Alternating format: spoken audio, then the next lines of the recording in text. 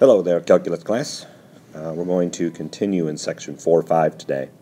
We've talked about linearization and how that is used to approximate functional values on a curve using a line. We're going to work with differentials, which involves more approximation. So we're going to start with, by definition, what the derivative is. So f prime of x here is defined as the slopes of some function f of x. We've also used derivative to be dy over dx, where dy would be the change in y and dx would be the change in x, kind of referring back to that idea that slope is change of y over change of x. So if we just solve for dy in this problem by multiplying by dx, we get a new definition, and this is what we're going to refer to as a differential. It is going to be defined as the approximate change in y is what dy is going to be, and it's equal to the derivative, which we refer to as the slope, times the change in x, dx. So I'll give you that definition on the next page, so if you didn't quite get everything I was saying there, define it on the next page here. So we're going to let y equal some function f of x. It is differentiable. The differential dx is an independent variable, just like x would be an independent variable.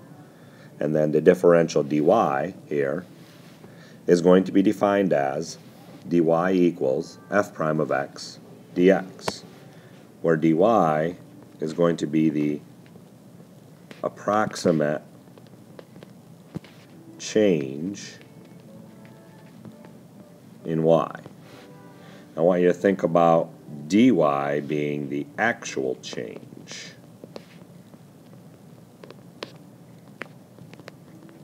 in y. So that would be taking the difference of two actual y values.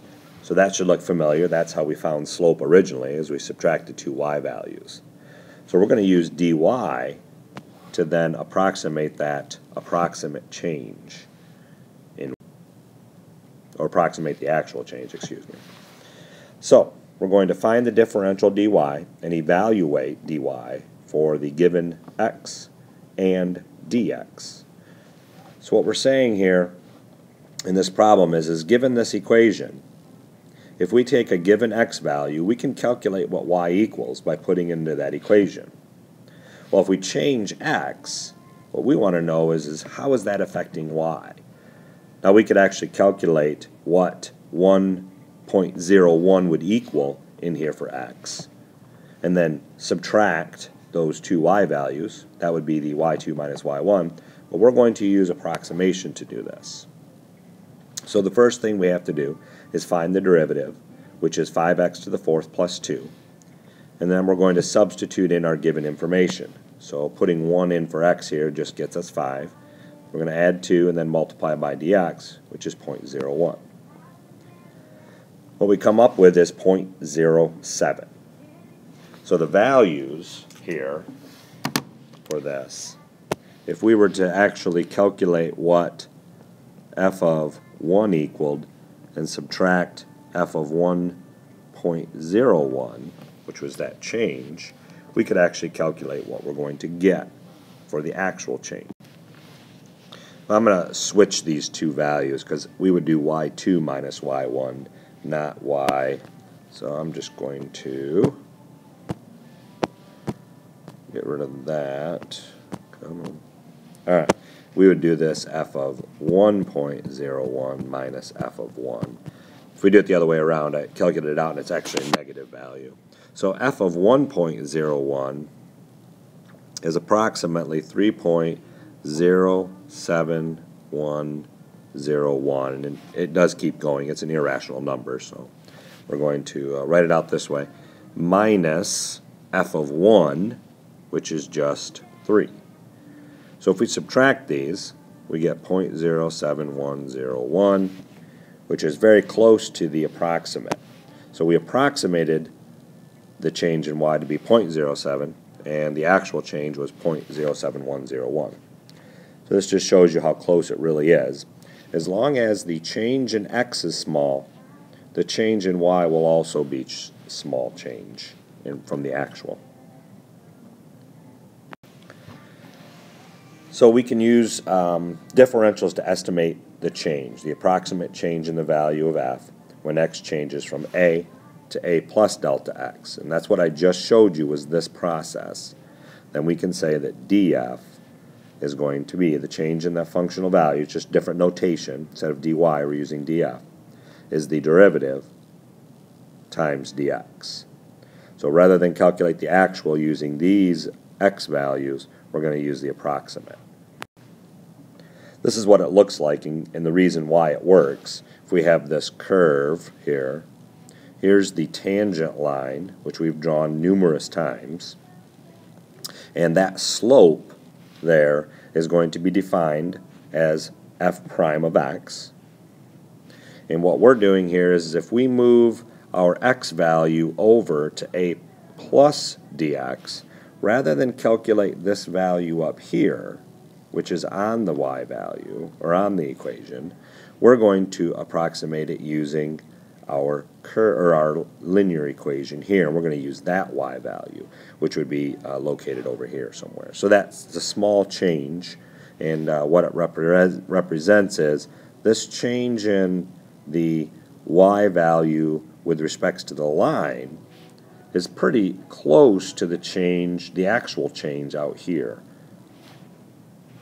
And we'll do some more on that.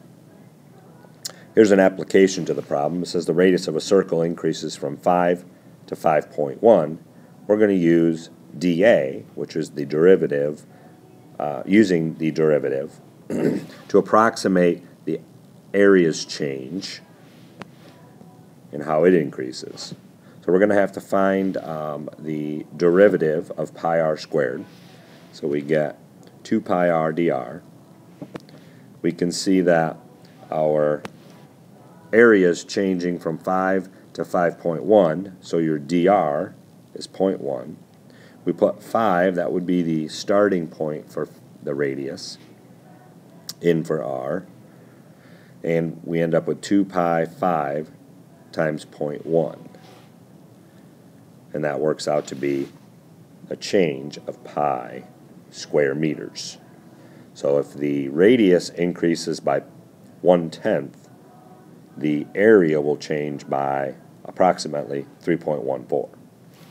So it seems to be a pretty large change in respects to whole numbers here, or integers.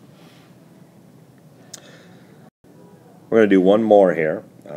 We're going to work with about how accurate should we measure the radius of a sphere to calculate the surface area to be within 1% of its true value. So we're not going to be dealing with actual answers here. We're going to deal with percentages. So we have to first know what is the surface area formula, and that's 4 pi r squared.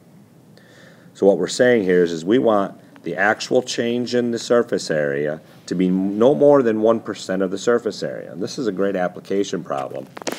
Think of machinists trying to make something in a spherical shape, a ball bearing or something to do with a machine that would require a sphere of some sorts. If they want that sphere to be no more than 1% off, that object is probably going to fit into another machine, and it can't be off or else the machine won't work. So we need to be within 1% of the surface area. So what that is saying is that we want our ds here to be 0.01, which is the decimal value of 1% of its actual surface area. So what we're going to do is replace delta s with ds, and we're going to use approximations to do this. So I've simplified this here to just be 0.04 pi r squared, and we're going to come up with what ds equals, and ds is the approximate change in s. So we've done that. Here would be ds. It would be taking the derivative of the surface area, 8 pi r, and multiply by dr. And we're saying that we want that to be less than or equal to the 0.04 pi r squared over here, which we found up here in this value. That's taking 1% of the surface area. So we're going to solve for dr. Again, we want to know how far off can the radius be if we know the surface area is going to be 1%. So we're kind of working backwards here. So we want to figure out what this change in R can be. How far off can our measurement be in our machine? So by solving for dr, we get 0.005 R. So what that tells us is that our radius cannot be off by more than 0.5%. So it's 0.5% of the actual R. So whatever that radius is going to be, we have to set our machine to be calibrated to not be off by more than 0.5%, which is a pretty small error. So we'll do some more practice problems in class. I hope the lesson here helped.